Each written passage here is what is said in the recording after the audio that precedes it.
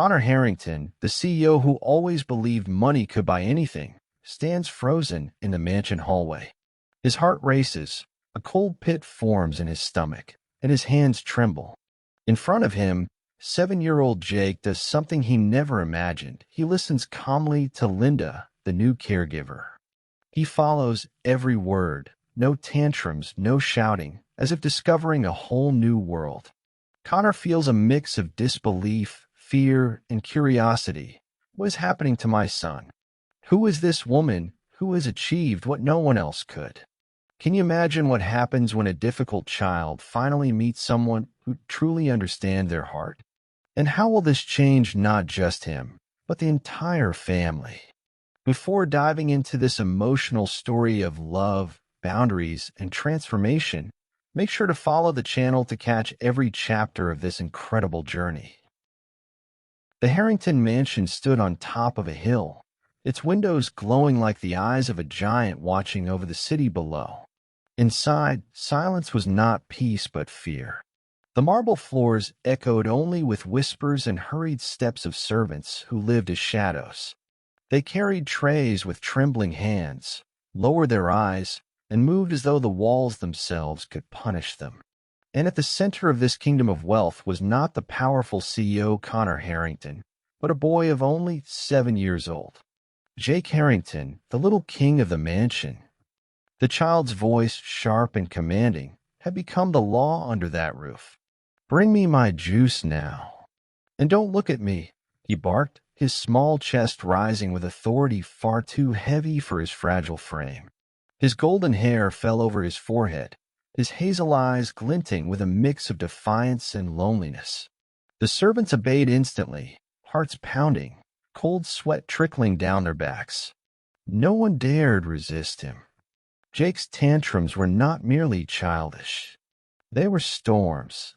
Plates shattered, toys flew like weapons, doors slammed with such force that paintings tilted on the walls. And though he was small, the echo of his cries filled every corridor of the mansion, reaching even the office where his father tried to hide behind endless meetings and phone calls. Yet beneath the sharp words and furious commands, there was something else, a silence deeper than all the others, a cry no one could hear because Jake himself didn't know how to name it. Ever since his mother's death when he was just 2 years old, Connor Harrington had believed that drowning his son in gifts, toys, and privileges was the way to ease the boy's pain. Every room overflowed with expensive cars, robots, video games, and clothes still with their tags. But what Jake really wanted could not be wrapped in paper or delivered in shiny boxes.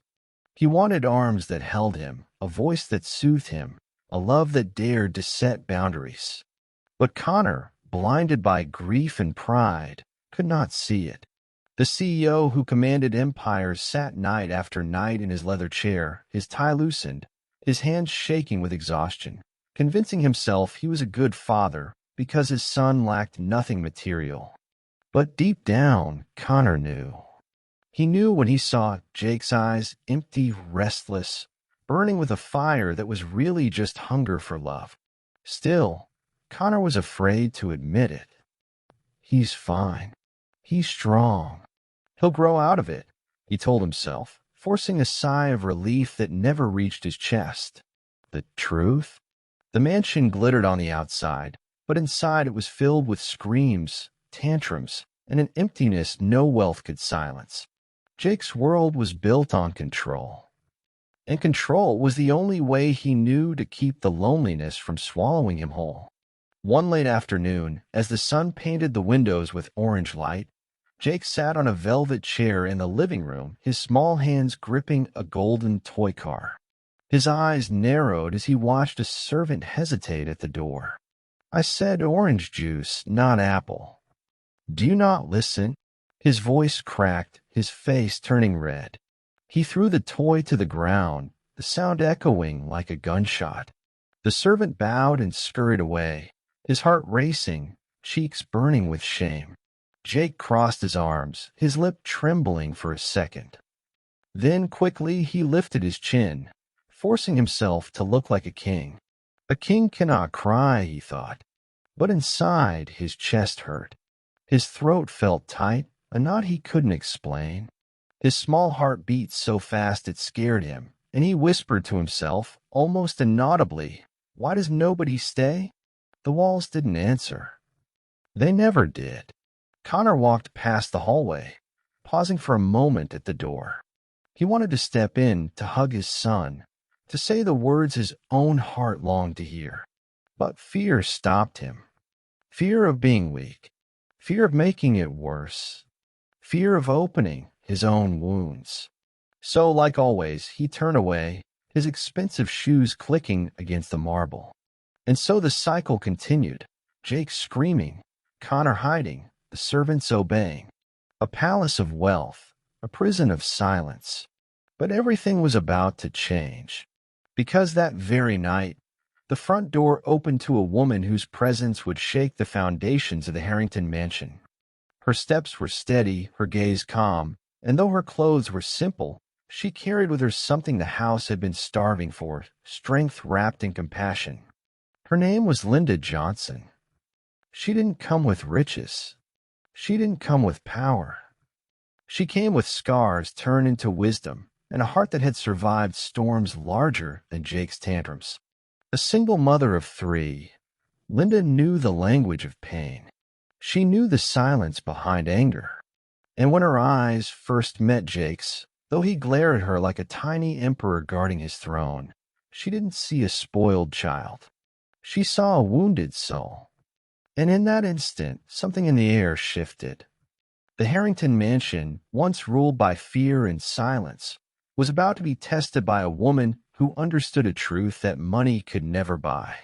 Every child, no matter how broken, is just asking one question. Will you still love me if I push you away? Jake didn't know it yet. Connor didn't believe it yet. But the arrival of Linda would reveal a love stronger than power, wealth, or control.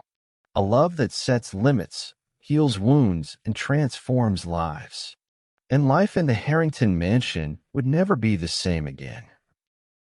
The following morning, the Harrington mansion awoke as usual, in fear. Servants rushed silently, carrying trays, adjusting curtains, setting the table for a boy who acted like a king.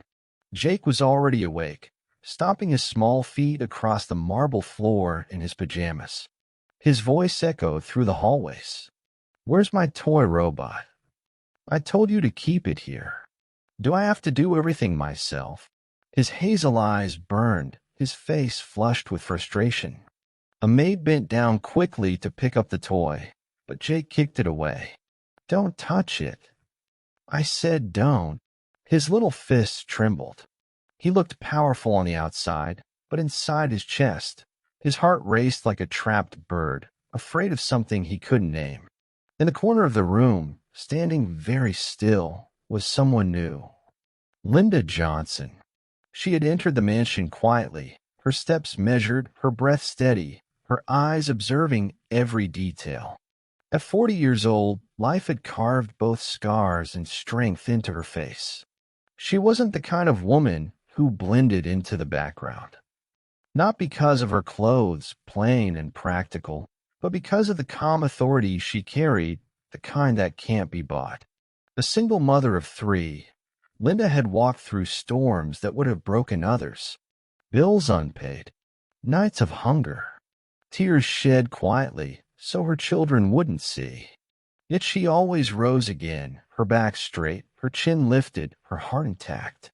She knew, too, well, what it meant to be invisible. And she had learned the one truth that guided her work. Children are never truly bad. They're only hurting in ways they can't explain. Linda's gaze lingered on Jake as he threw a toy car at a servant's leg. The man flinched but didn't complain. Everyone had warned Linda before she arrived. He's impossible. He doesn't listen. He breaks everything. He'll make you quit. But instead of fear, Linda felt something else, an ache. A familiar ache. She knew what it was to be a child who shouted not because she was mean, but because she was drowning. She had lived that silence herself. And as she watched Jake, her chest tightened. I see you, she whispered under her breath. No one else heard it. And she didn't mean just the boy in front of her. She meant the wound behind his anger, the loneliness disguised as rage, the little heart hiding under the crown he forced on his own head. Jake noticed her finally, his eyes narrowing. He wasn't used to strangers looking at him without fear. Who are you? He demanded, his voice sharp. Linda smiled faintly, steady as a rock. Someone who's here to help.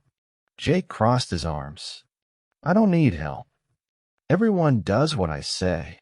His words came out loud, but there was a crack in his tone, like a wall beginning to crumble. Linda tilted her head, studying him with the patience of someone who had studied storms. Is that so? Must be tiring, being the king all the time. Jake blinked, confused. No one had ever spoken to him like that. Not with defiance, not with pity, but with calm truth. His cheeks grew warm. I'm not tired, he snapped, though his small shoulders slumped for just a second. Connor Harrington, hearing the commotion, entered the room.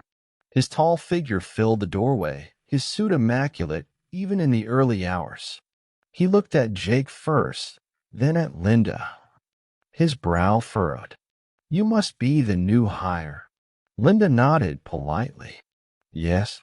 Linda Johnson. Connor extended a hand, his grip firm, his gaze scanning her as if measuring her worth in seconds. He had hired countless staff before, nannies, tutors, chefs, but none had lasted long under Jake's tyranny. Still, there was something in Linda's eyes that unsettled him. They weren't desperate like the others. They weren't fearful either. They were steady. Too steady. Let's see how long you last, he muttered under his breath, adjusting his tie. Jake pulled at his father's sleeve. Dad, tell her she has to listen to me. Everyone listens to me. Connor chuckled without warmth. Of course, son. That's how things are here. Linda's lips pressed together, but she didn't argue. Not yet. She knew battles were not won in the first move. Instead, she knelt down to Jake's level, meeting his eyes without flinching. I listened, she said softly, but I also see. And that's more important. Jake's throat tightened. He didn't know why, but her words felt heavy, like they had entered a place in his chest he had locked away long ago.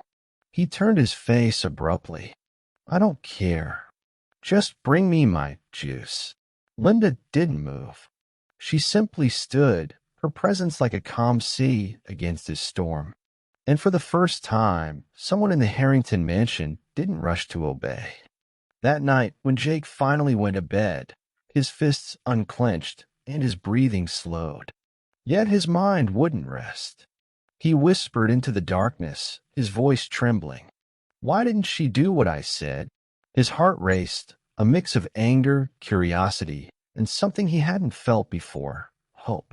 Downstairs, Linda sat quietly in the servants' quarters, her children's pictures tucked inside her small wallet. She looked at Jake's face in her memory, his fury, his confusion, and the brief flicker of vulnerability in his eyes. A lump rose in her throat. This isn't just a job, she whispered to herself, wiping away a tear she hadn't expected. This is survival. For him. For me. For all of us. The mansion didn't know it yet. But the woman who walked in that morning was not just another employee. She was a storm disguised as calm, and her presence would shake every wall of silence that had imprisoned the Harringtons for years. Real strength isn't about control. It's about love that refuses to give up. And Linda was about to prove it. The morning sun slid through the enormous windows of the Harrington mansion, lighting up the polished marble floors. Usually, the house would be vibrating with Jake's sharp demands and the servants' hurried whispers. But on this particular morning, a ripple of tension traveled through the air, because Jake's nanny had fallen ill. The staff gathered in the kitchen, exchanging nervous glances. Who's going to deal with him? One whispered, her hands trembling as she buttered toast. If he doesn't get his way, he'll throw things again. Another sighed, shaking his head. I pity whoever has to step in today. And then, with a calm voice that silenced the room, Linda spoke. I'll do it. Every head turned toward her. The new woman, the one who had only arrived yesterday and already seemed different. You don't understand, one of the maids whispered. He won't listen to anyone. Linda's eyes softened. Maybe that's the problem, she said gently. Maybe no one has truly listened to him. She carried the breakfast tray herself, her steps steady, her pulse firm even as her chest tightened with anticipation. A small bead of sweat slid down her neck, but she brushed it away. She knew storms. She had faced them before. Raising 3 children alone had taught her that love wasn't about avoiding battles. It was about standing firm through them. When she entered Jake's room, the little boy was already sitting up in bed, his hair sticking up in all directions, his eyes wide and sharp like a hawk. He looked at the tray and smirked. Where's the ice cream? Linda placed the tray on the bedside table. Breakfast, she said simply. Eggs, toast, fruit. Jake's lips twisted into a grin that didn't reach his eyes. I said I want ice cream. For breakfast. Now. Linda sat down in a chair across from his bed, folding her hands calmly on her lap. Her heart beat hard against her ribs, but her face remained serene. Not today, Jake. First, you eat real food. The room fell silent. The boy's face turned red. His small fists clenched around the blanket. What did you say? His voice trembled between disbelief and rage. You heard me, Linda replied softly, meeting his eyes without flinching. First, real food. The mansion itself seemed to hold its breath. Servants lingered outside the door, ears pressed against the wall, waiting for the explosion they knew would come. And it came. Jake jumped out of bed, his little body shaking. You don't tell me what to do. Nobody tells me what to do. I'm the boss here. He stomped his foot so hard the glass of water on the nightstand trembled. His throat burned with screams, his face pale with fury. But Linda didn't rise. She didn't cower. She simply watched him, her breathing steady, though her chest tightened with both compassion and determination. Jake grabbed the plate of eggs from the tray and hurled it against the wall. The crash rang through the halls, egg yolk dripping down the expensive wallpaper. The servant gasped outside, hand over her mouth. Linda stood then, but not to shout. She walked calmly to Jake and, with infinite gentleness, placed her hand on his small, trembling shoulder. His chest heaved, his heart pounding like a drum. Sweat dotted his forehead, his fists still shaking. But the touch of her hand, it was different. Firm but warm. Unafraid. I know you're angry, she said softly, her voice steady as an anchor in a storm. But I won't let you hurt yourself with bad choices. Not with food, not with anger. Jake froze, his hazel eyes wide. No one had ever dared speak to him like that. No one had touched his rage with something other than fear.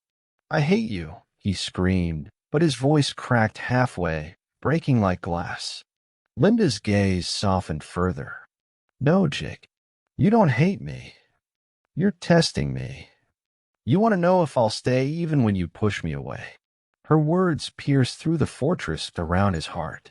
His throat tightened painfully, a lump forming that he didn't understand. His chest ached as if someone had placed a heavy stone on it. He wanted to keep screaming, to keep ruling. But something inside him, something hidden, was shaking.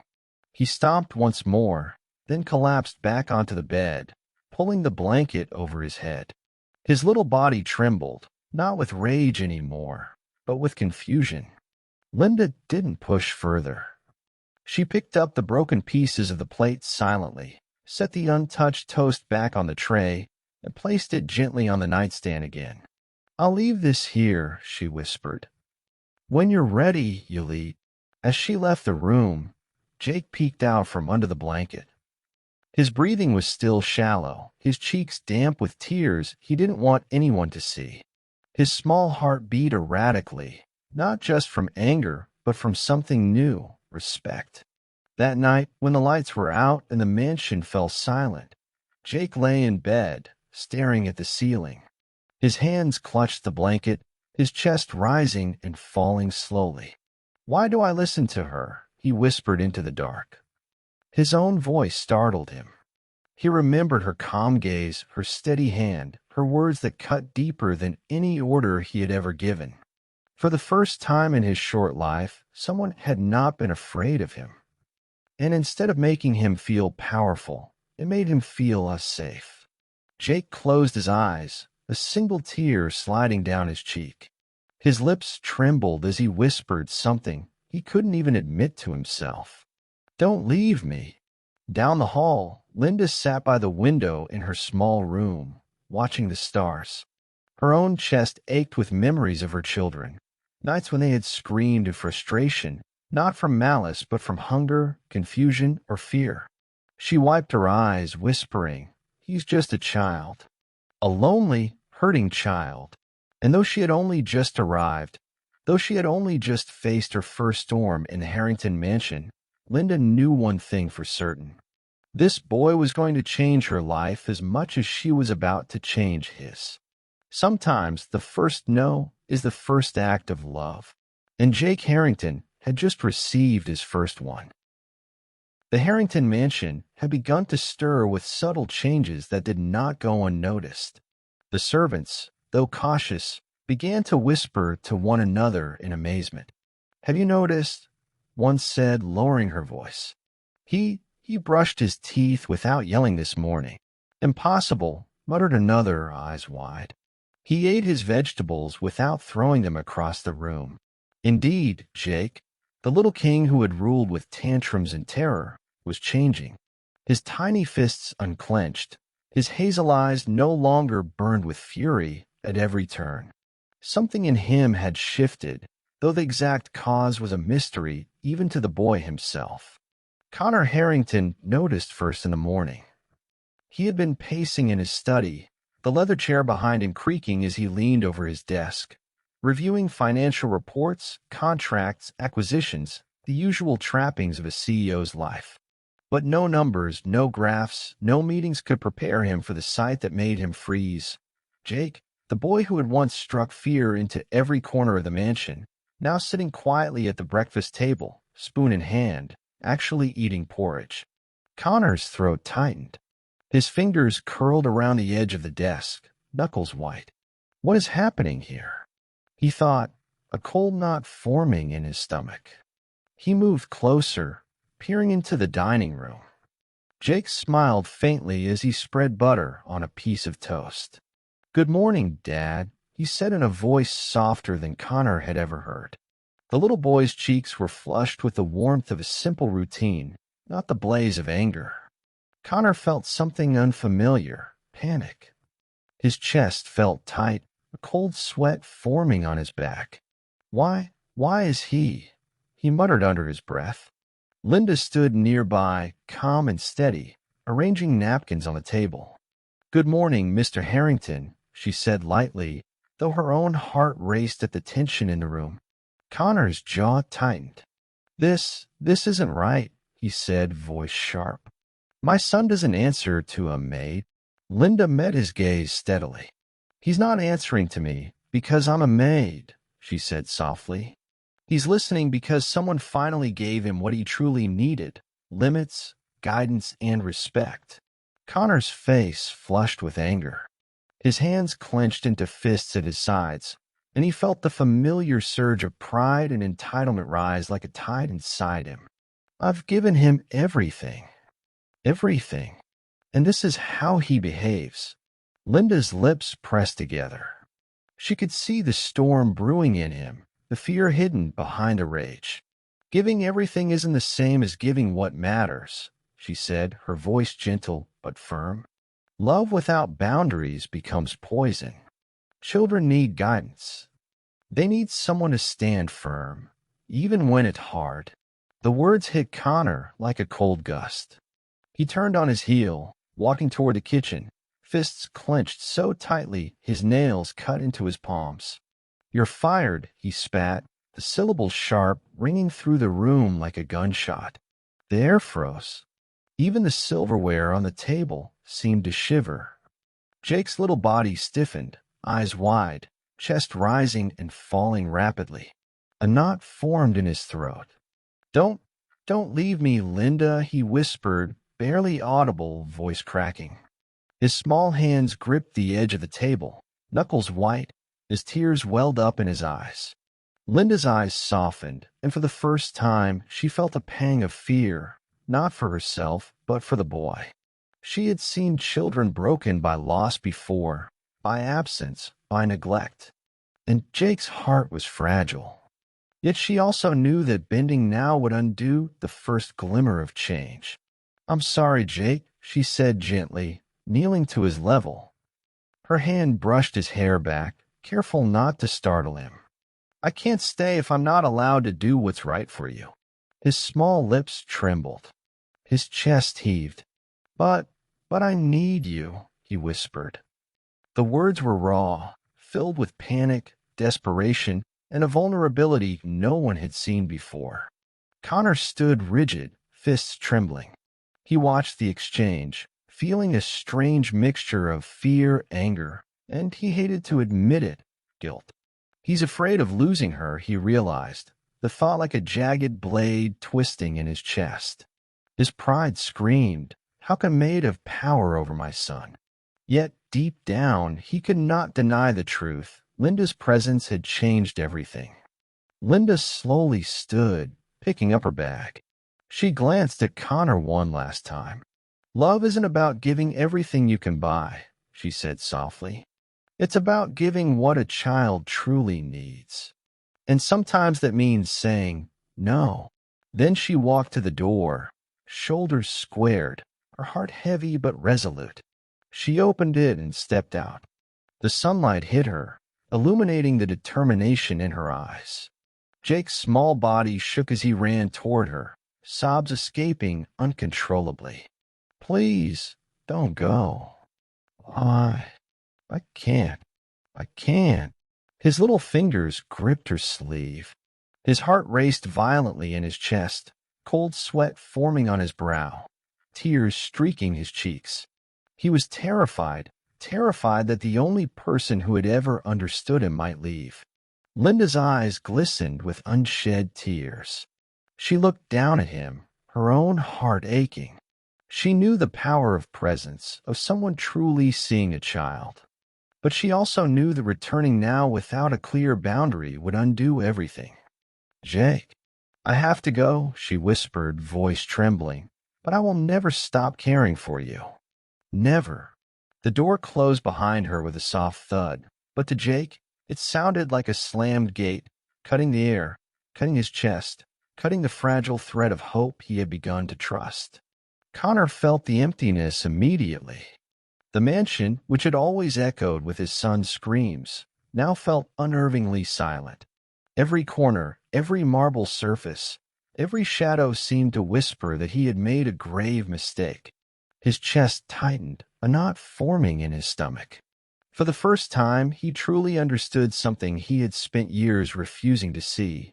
Money could not replace love. Authority could not substitute care. And giving everything to someone who needed boundaries was like trying to fill a bottomless pit with gold. Jake curled on his bed that night, pale and trembling.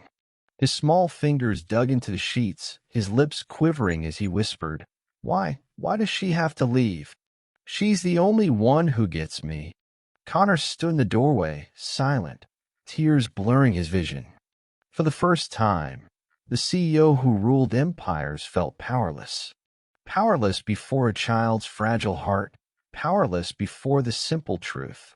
Love given correctly cannot be bought, cannot be commanded, and cannot be ignored. The mansion was no longer just a home. It had become a stage for a reckoning, one that Connor had no choice but to face. Sometimes it takes losing what matters most to realize what truly matters. And as Linda's footsteps faded, a hush fell over the grand halls. The little king of the mansion had faced the first of many lessons in life, and no one, not even Connor, would ever see him the same way again. The mansion felt different that morning, though no one could put into words exactly why. Silence hung heavy in the air, pressing against the walls, against the servants, against the very floorboards that had long echoed with tantrums. Jake's absence of noise was more terrifying than his screams ever were. He lay curled in his large, ornate bed, the sheets tangled around his small body. His chest rose and fell shallowly, each breath a labor, each movement minimal. His hazel eyes, once sharp and defiant, now stared blankly at the ceiling, glassy and distant. He did not speak, did not cry, did not even reach for the toys that once ruled his attention. Connor Harrington stood at the edge of the bed, panic clawing at his chest. The iron grip of control that had always defined him evaporated into fear. His hands trembled as he reached toward his son, his knuckles white. "Jake, speak to me. Please," he whispered, voice cracking. His chest felt tight, his heart racing, sweat beading along his hairline. A doctor leaned over the boy, his brow furrowed with concern. "He's refusing to eat. He's shutting down. This is more serious than a tantrum." Connor's stomach sank. Every instinct he had relied on, money, power, authority, was useless here. He had always believed that buying everything for Jake was enough. That indulgence was love. But now, watching his son's fragile body curled like a bird trying to hide from the world, he realized the brutal truth. He had failed. Jake's small hand twitched. His lips parted slightly, the sound caught somewhere between a sigh and a plea. "I want." "Linda," he whispered, the words barely audible. The mansion seemed to hold its breath. Even the walls felt heavy with the weight of the unspoken truth. Connor's throat tightened, a lump forming, choking him. He sank onto the edge of the bed, hands trembling as he clutched Jake's tiny fingers. "I'll get her," he promised, though even saying it out loud made him feel powerless. The boy's eyes blinked once, twice, and then slowly closed, his chest heaving in shallow, uneven breaths. Every heartbeat echoed through the room like a drum, a reminder that time was slipping, and with it, the fragile thread of life he had almost lost. Outside the mansion, Linda was unaware of the storm she had left behind. She had stepped into the day with her 3 children, bundled tightly against the crisp morning air. Her youngest clung to her side, trembling from a combination of cold and fear, while the middle child tugged at her sleeve, whispering questions she couldn't yet answer. Life had demanded strength, and Linda carried it, yet her heart ached in a way she hadn't anticipated. She missed the little boy who had looked at her with eyes that had already trusted her, even after only one day. Back in the mansion, Connor's mind raced, his chest tight with guilt and fear. He summoned a driver, a car, anyone. He needed to bring Linda back, needed to bring the one person who could anchor his son's fragile heart. But he also knew that anger, pride, and humiliation had been exchanged, that boundaries had been crossed, and that a simple apology might not be enough. Jake stirred slightly in his bed, a weak whimper escaping his lips. His tiny body shook as if the effort of existing without Linda was too heavy to bear. He reached out blindly for something solid, something safe. His small fingers brushed against the sheets, and he whispered her name again, trembling, tears tracking silently down his cheeks. The nurses tried to comfort him, placing soft blankets and murmuring gentle words, but their voices fell flat against the emptiness that only Linda could fill. Connor paced the room, his polished shoes clicking against the marble floor, a sound that now felt hollow. His mind raced with regrets. "I should have seen this. I should have listened.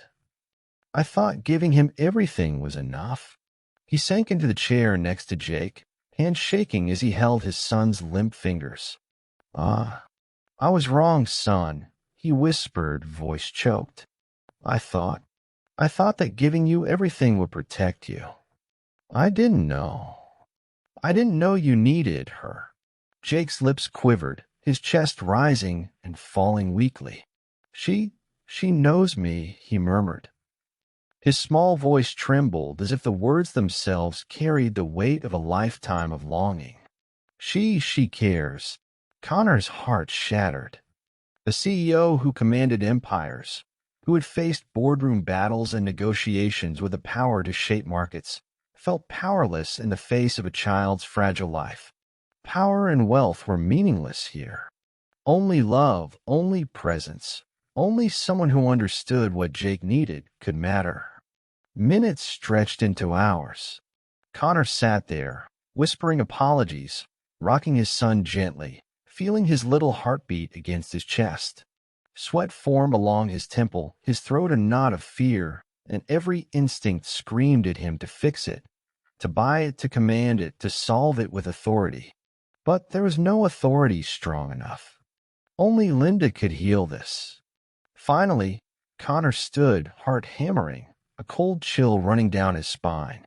I have to find her. I have to bring her back. His voice was raw, desperate, the kind of voice that comes only from the edge of fear and love combined.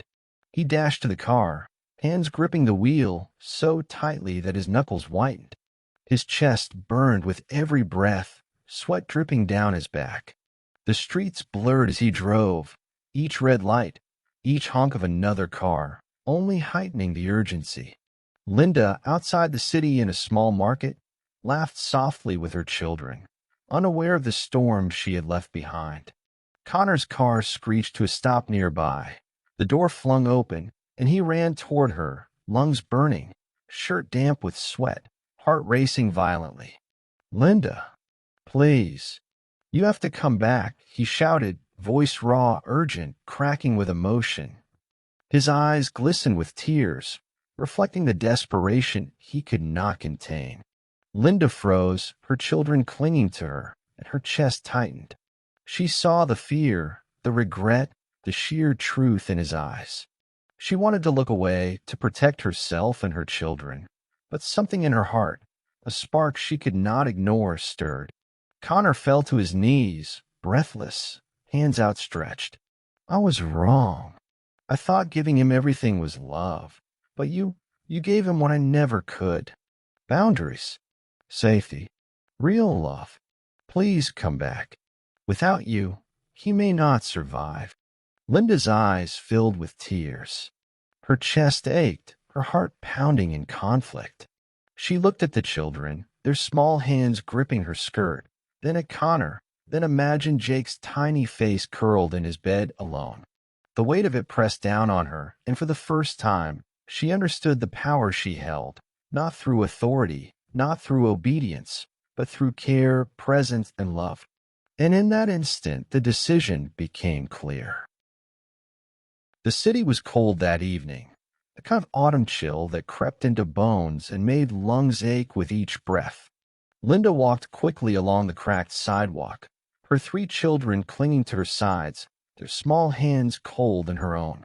Her youngest shivered against her jacket, the middle child tugging at her sleeve, and her eldest walked slightly ahead, eyes scanning the street like a small sentinel. Her heart felt heavy, a knot of anxiety and grief pressing at her chest. She had left the Harrington mansion hours ago, her mind spinning with what-ifs. She loved the boy, yes, Jake, but she also had 3 lives depending on her, 3 hearts she could not abandon. Each step on the rough pavement reminded her of the precariousness of her own life, of the delicate balance she had fought to maintain for years. A shout made her flinch. Oh, you're behind on rent. The landlord's voice was sharp, harsh, and public. Linda froze, her knuckles tightening around her children's hands. The building behind them was old and crumbling, paint peeling from the walls, windows cracked, doors warped with age. Piles of belongings sat haphazardly on the sidewalk. Boxes, a mattress, a few clothes. Everything they owned was exposed to the cold wind and the indifferent gaze of passers-by. Her children whimpered, their faces pale, and Linda felt her chest constrict. Her throat tightened as she forced herself to kneel, wrapping her arms around them. She could feel their fear, their tiny hearts hammering against her ribs, and a wave of helplessness threatened to sweep her under. Ah, I can't lose you kids too, she whispered, tears sliding down her cheeks. I won't. Not again. The landlord's voice cut through the night again, demanding and impatient. Linda rose slowly, wiping her tears on the sleeve of her jacket. She glanced at the street, her chest aching with the knowledge that she had no options left in the city. She could not go back to the Harrington mansion. The thought of returning to a place where her dignity had been questioned, where her heart had been tested and almost broken, made her stomach turn. I'm sorry, kids, she whispered, her voice breaking. We're starting over, somewhere else. A new place. Better place. Her eldest child, eyes wide and shining with a mixture of fear and trust, spoke softly. Mom, will it be okay? Linda forced a small, shaky smile. Yes, it will. I promise. But inside, the ache was unbearable. She loved Jake. She loved the boy who had slowly begun to trust her, who had shown her the small flicker of hope in his tiny heart. Yet, as a mother, she had to protect her own children first. The responsibility weighed on her chest, every heartbeat a reminder of the precarious line she walked. Hours passed as she packed their few belongings into a battered old van. Each item was handled with care, each toy, each piece of clothing, each small possession a lifeline. She looked back at the apartment one last time, the walls that had held both laughter and tears, the rooms that had contained memories she had tried to protect, and felt her throat tighten, a lump forming that refused to move. Connor Harrington was racing through the city at the same time, chest pounding, hands gripping the steering wheel so tightly that the muscles in his forearms burned. His mind raced with guilt and desperation. He had seen his son's fragile state at the hospital, had felt the panic that only a parent can feel when the child they love most is in peril. He would not let Linda leave without trying one more time. He spotted her van, parked awkwardly on the street. She was standing outside, trying to settle her children inside, her face pale but resolute. His throat tightened, eyes burning with the urgency of a man who finally understood what truly mattered. Linda, he shouted, sprinting toward her, heart hammering violently in his chest. Sweat slicked his hair to his forehead, breath coming in sharp, uneven gasps. Please don't leave. Jake, he needs you. Linda turned, startled. Her children pressed close to her, tiny bodies trembling. Her chest rose and fell rapidly, heart pounding as she assessed the situation. Connor's eyes glistened with raw emotion, desperation written across every line of his face. I can't, she said softly, her voice barely above a whisper. I have to protect my kids. I can't go back to being treated like nothing. Connor's chest tightened painfully, coal knot twisting in his stomach. He swallowed hard, fighting to steady his voice. I know I hurt you. I was wrong. But please for Jake. Without you, he may not survive. You're the only one who ever truly saw him, the only one who gave him real love. Linda's eyes filled with tears. Her chest heaved with conflicting emotions, the ache of leaving a child she had come to care for deeply, the terror of protecting her own, and the dawning realization that the man before her, flawed, proud, but sincere, was pleading not for pride, but for life itself. She looked at the children again, then back at Connor, and felt her heart twist. She wanted to say yes. She wanted to return. She wanted to see Jake, to cradle the little boy who had begun to trust her. But she couldn't. Her children depended on her.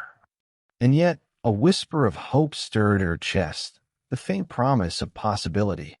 I'll think about it, she said, voice trembling, tears slipping freely now. Her hands clutched the van door as she guided her children inside. We have to go now. Connor's knees felt weak.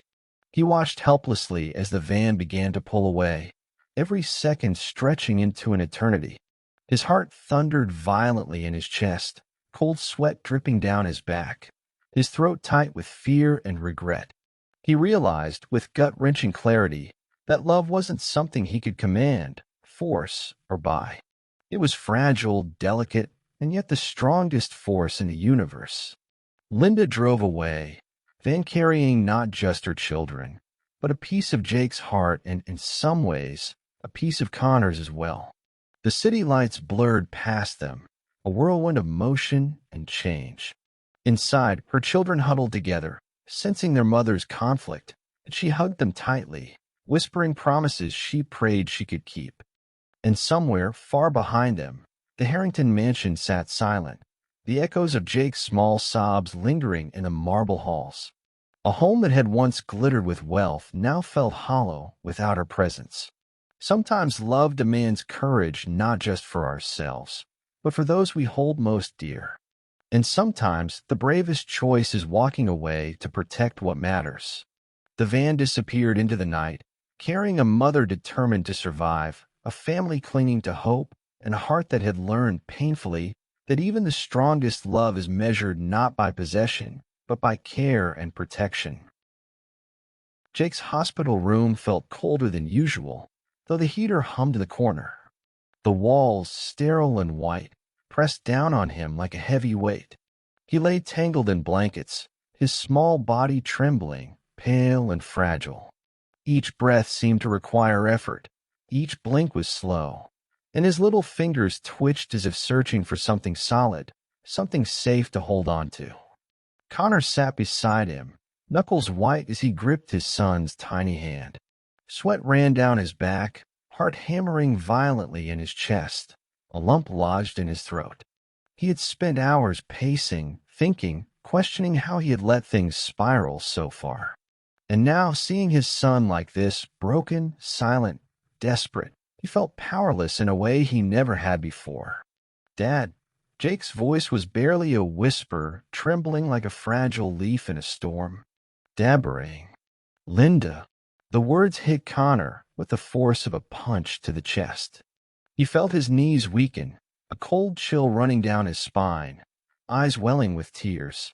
His world, the empires he built, the deals he controlled, the wealth he wielded like armor, had no power here.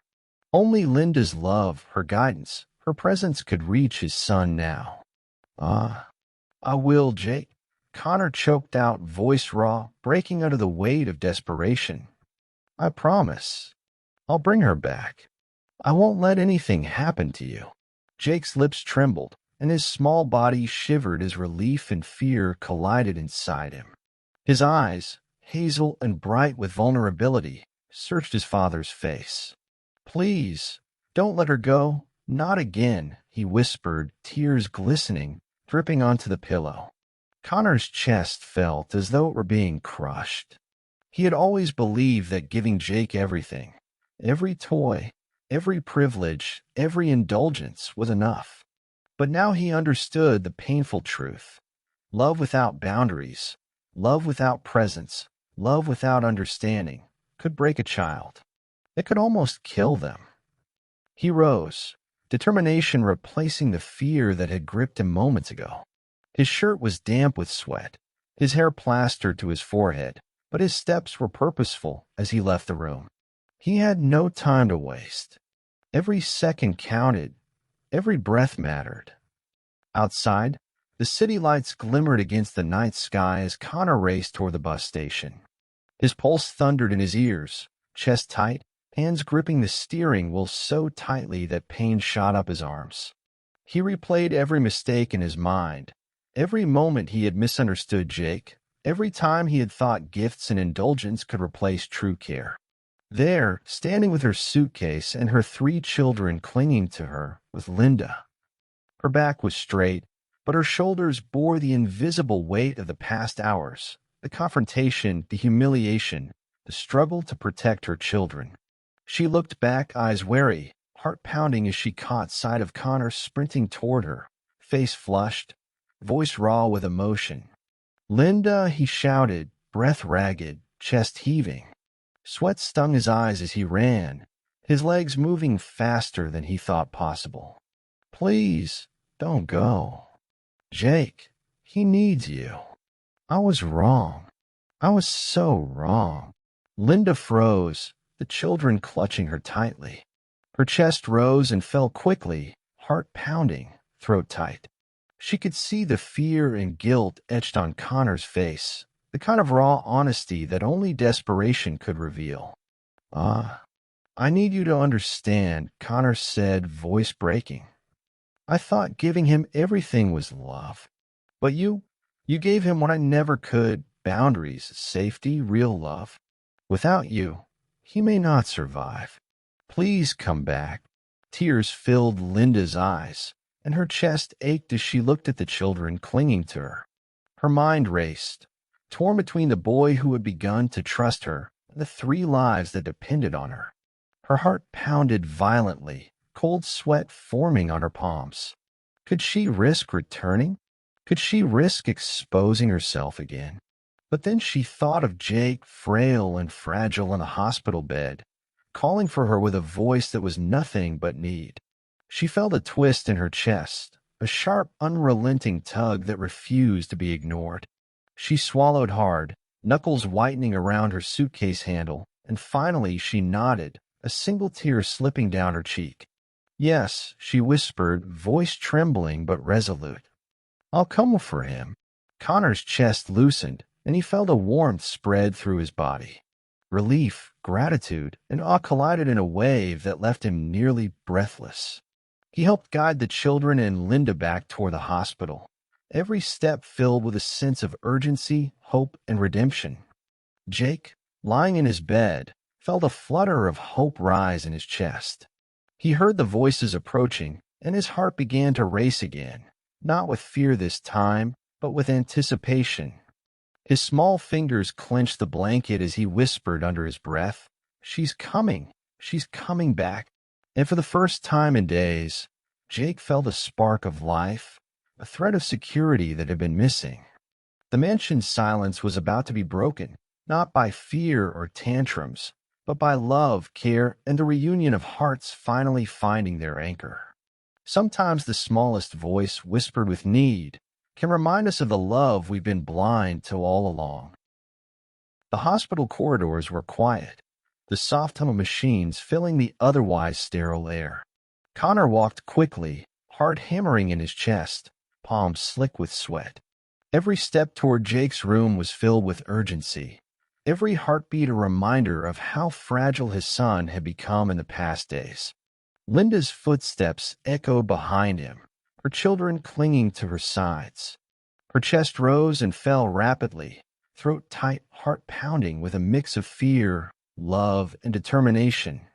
She had made her choice, but the weight of the past, the humiliation, the struggle, the months of sacrifice, pressed heavily on her shoulders.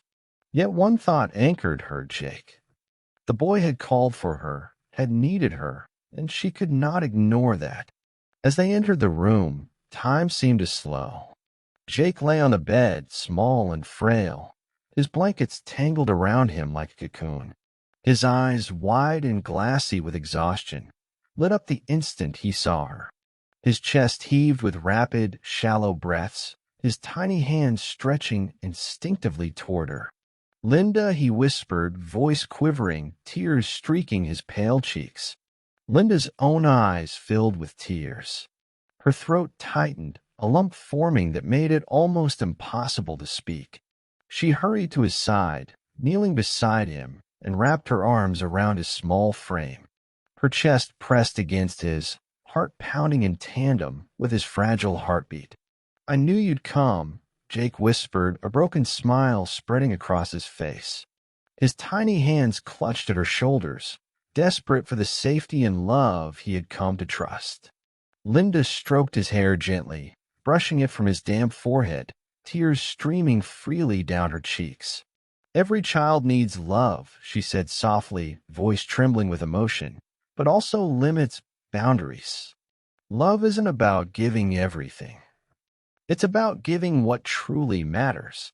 Connor stood back, chest tight, knuckles white as he gripped the edge of a nearby chair. Watching the reunion, watching the fragility and the trust exchange between them, his heart ached with humility. For the first time in years, he understood what he had missed. Love was not a possession, not a gift bought with wealth. It was presence, care, and understanding, even when it meant saying no. Jake pressed closer, hiding his face against Linda's shoulder, trembling from the sheer relief and the adrenaline of fear finally dissipating. "Ah, I was so scared," he whispered. "I know," Linda replied, her voice soft, soothing, and steady despite her own racing heart. "I know, little one. But I'm here now. You're safe. You're loved." Connor felt something inside him shift, a warmth spreading through his chest. His pride, his stubbornness, all the misconceptions of power and indulgence seemed to melt away in the face of this fragile moment. He realized that the little boy he had tried to protect with gifts and privileges had needed something far simpler, far more profound, someone who truly understood him. Linda's children peered cautiously from behind her, eyes wide as they watched the tender scene. They sensed the depth of the bond forming before them, and their small hands instinctively reached out, joining Jake in the circle of trust and safety. Laughter, soft at first, began to ripple through the room. Jake lifted his head, his hazel eyes shining with a light that had been absent for days. "Ah, I missed you," he whispered, voice cracking. "Don't ever leave again." Linda hugged him tighter, a soft smile breaking through her tears. "I won't," she promised, voice firm despite the emotion. "I'm here. I'm not going anywhere." Connor stepped closer, his chest tight, eyes glistening. He placed a hand gently on Jake's other side, feeling the warmth of connection and the fragile pulse of life that had almost slipped away. "Thank you, Linda," he said, voice low, thick with gratitude. "For him, for showing me what love really is." Linda shook her head gently. "No," she said, her voice soft but sure. "Love did this. I just held the space for it." In that moment, the hospital room, sterile and cold, was transformed. It became a sanctuary of hope, a place where hearts mended, and where a fragile little boy discovered the power of being seen, understood, and loved for exactly who he was. Real love is not in what we give, but in what we understand, protect, and nurture. Jake smiled, small and tentative, as he nestled safely between Linda and his father. For the first time in days, the little king of the mansion felt anchored, alive, and truly safe. Weeks passed, and the Harrington mansion began to hum with life once again. The cold marble halls, once echoing with fear and silence, now vibrated with laughter, the soft patter of little feet, and the playful shouts of children discovering joy for the first time in a long while. Jake ran through the gardens, a lightness in his step that had been absent for months. His hazel eyes sparkled, cheeks flushed with excitement, and a wide smile spread across his face. He chased after Linda's children, 3 lively siblings who had quickly become not only friends but companions, allies in games and mischief. Their laughter intertwined, creating a melody of warmth and freedom that filled the mansion with a sense of home rather than mere wealth. Connor watched from a bench, chest tight, hands clasped together. He felt a mix of awe and humility as he observed the little boy, who had once ruled the mansion with tantrums and screams, now running freely, joyous and cared for. His heart ached with gratitude and a newfound understanding. He realized that wealth had never been the answer. Love, presence, and guidance were what had truly transformed Jake. Linda, kneeling in the grass to tie her youngest child's shoelace, looked up and caught Connor's gaze. Their eyes met, and in that silent exchange, both understood the journey they had endured. Respect, trust, and partnership had replaced fear and authority. Love had won. One evening, as the golden light of the setting sun bathed the mansion gardens, Connor approached Linda. His chest felt heavy with anticipation, yet his heart was buoyant with hope. "Linda, I want to do more, he began, voice steady despite the emotion threatening to break through. Not just for Jake, for other families too. I want to create a center, a place where parents can learn the balance between love and discipline, where children can grow safe, loved, and guided. Linda's hands froze, stilling mid-motion as she turned toward him. Her heart skipped a beat. Me? She asked softly, voice tinged with disbelief. You want me to run it? Connor nodded, a warm smile spreading across his face. Yes. You're not just anyone, Linda. You're the reason my son is alive, physically and emotionally. You understand children in a way I never could. I want you to help other families, to guide them as you guided Jake. Linda's throat tightened, a lump forming that made it hard to speak. Tears welled in her eyes, shimmering like tiny crystals in the fading sunlight. She looked at Jake, now laughing with her children, carefree and radiant, and felt a rush of emotion, pride, love, and the quiet triumph of knowing she had made a difference. I don't know what to say, she whispered, voice trembling, a small smile breaking through her tears. I want to help. I want to make a difference. Connor placed a gentle hand on her shoulder. Then we'll do it together. You, me, and everyone who believes that real love is more than indulgence. It's guidance, presence, and care. Jake ran toward them, panting for his games, cheeks flushed, hair damp with sweat. He wrapped his small arms around Linda, hugging her tightly, whispering, I love you. Thank you for staying. Linda hugged him back, heart swelling, tears streaming freely. I'll always be here, little one. Always. Connor watched them, chest tight with awe and humility. The mansion, once a palace of fear, had transformed into a sanctuary of love and warmth. The echoes of tantrums had been replaced by laughter, learning, and connection. That night, as the children slept and the house settled into a peaceful calm, Connor reflected on everything he had learned.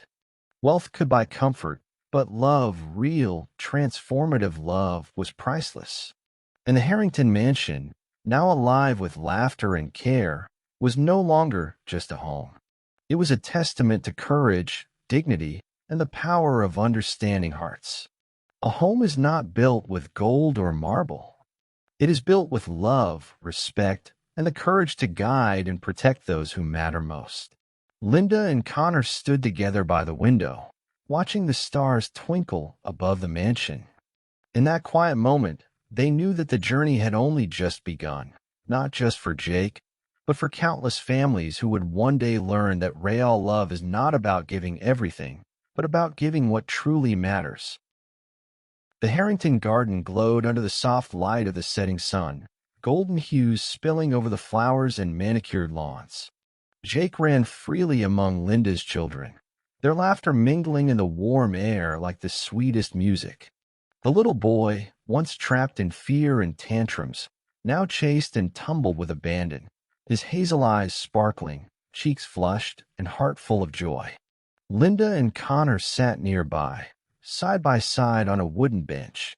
Their hands occasionally brushed, a quiet acknowledgement of the journey they had endured together.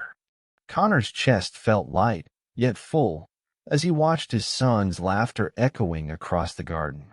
The mansion, once cold and imposing, had transformed into a sanctuary of love, care, and connection. You saved us all, Linda, Connor said softly, voice thick with emotion. She shook her head, eyes glistening. No, Connor. Love did. I just helped it find a way. Jake ran to them, breathless, small legs trembling from excitement. He threw his arms around both of them, heart pounding, smiling wider than ever. I'm happy. I'm really happy, he whispered, resting his head against Linda's shoulder. Connor placed a hand on Linda's back, feeling the warmth, strength, and courage she had brought into their lives. This is what family is, he said, voice low, reverent. Not wealth, not fear, but love, courage, and trust. Linda stroked Jake's hair, chest rising and falling with a steady rhythm, heart filled with quiet triumph. Real love, she said softly, is not giving everything, it's giving what truly matters.